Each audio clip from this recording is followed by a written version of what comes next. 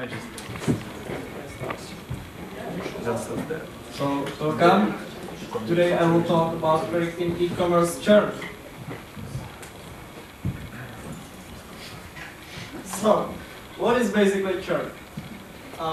If you read this definition, your churn rate is the amount of customers or subscribers who cut ties with your service or company during a given time period. It's quite long and boring. Basically, churn period is the probability that your customer will leave your shop or e-shop within a given period of time.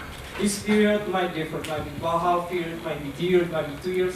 It really depends on the industry. We can imagine it as this is our portfolio of plants. We have orange fish, green fish. The ideal state is that in time t plus 1, we will have both fish. But what happens is that the green fish doesn't own us anymore. But there is another pink fish. So now we have again two fish, but without the one fish. So our goal is to minimize this churn rate, the leaving rate, and to retain all the customers we can.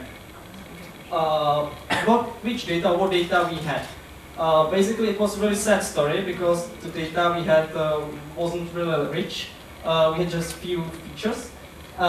But we had a database or file on products, transactions, and users, and we create a database by users and by transactions. So basically what we had was purchase history, customer, and products. This is how it looked. This is like the user database we had, quite boring actually. But you can point out that we had many features that we have calculated about ourselves to make our data richer, say the days between last transaction and first transaction and stuff. This is transactional database. This is something that maybe not all of you are familiar with. Basically, there is every transaction for every order, and there is one user might be, say, 10 times in this database. For the transactional database, we had, say, 10,000 records, and for the user database, 50,000 records, and for the user database, it was like 10,000. We have, like, originally from the original dataset, we have, say, 4 or 5 features at the totally set, so we have created many other features than we used later on, and in the end, we have been using 36 features. This is one of the distributions we can show you. This is the distribution of spending per order by gender. Well, you can see that the distribution of female and male is really similar, but we can see that if someone is like unknown gender, there is a higher rate of spending in this area. This is another thing I should mention, that when gender was unknown, we have counted this as another feature, because we think that it will be approved that people that don't want to tell you whether I'm a man or woman, they behave differently from others. Here you have a sample distribution of data used by group and gender. Here you can see just the distribution between female and male and their pins or ages. Well, as I've mentioned on the beginning, customers behave differently, and you have to churn your churn period properly. And as we have like different people, say we have people that are just seasonal buyers, buying at the e-shop only, say, shoes for winter, and then might be another guys that are buying like every day something, some t-shirts every day.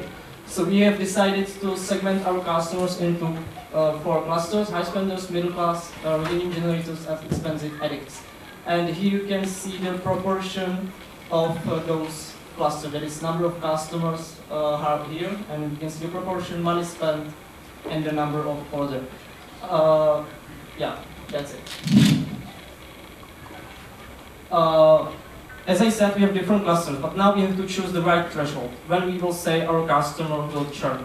And there are several approaches how we can approach this. And we have basically chosen count of customers.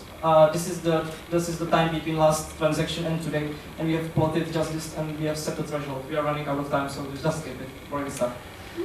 This is basically our model. We have used several models, then we cross-validate them, then we select those models. We have predicted blah blah blah blah, you know it, and then we cross-validation, and we have our results. I just like this picture. Here we have our results. We can we can see abundances of our models we have chosen, and here we have the confusion matrix.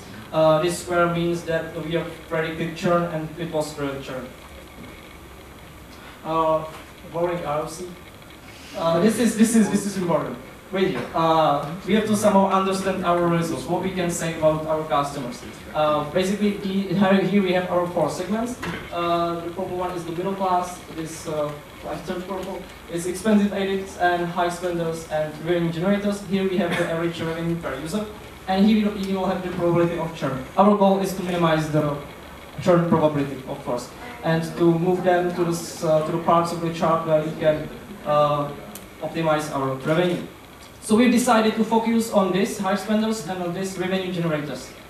Our goal is to move high spenders into this segment, and those revenue generators, their churn probability, that is the probability that they will leave us. The probability is quite small, so what we need is quite, the revenue for this is really good, but we would like to lower the probability of churn. And for this, we have to maximize the revenue per user to gain more money. This is interesting. Here is, of course, in our data set, there are many people with just one transaction. And actually, with these people, we don't know much information about them. It's really difficult to predict whether they will churn or not because we don't have their transactional history.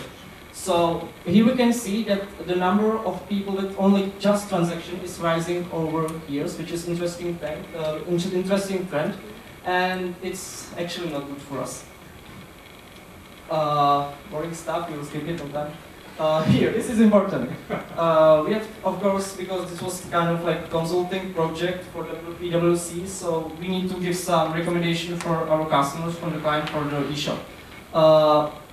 We have divided our recommendations into 3 parts: custom behavioral analysis, competitor analysis, and macroeconomic indicator analysis.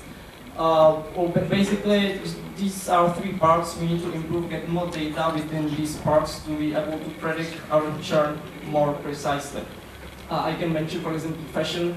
It means that if trendsetters say that next year we'll be selling blue t-shirts, so we should be selling in our shop also blue t-shirts to maximize our sellings and minimize our churn. To sum it up, basically we recommend to our customer the eShop three steps. The first step will be resource optimization. It is focused only on those high spenders and on the other group that give us the biggest share of revenue. Then we should study more our competitors, their prices, what they are selling, and this would help us understand why are people leaving our store.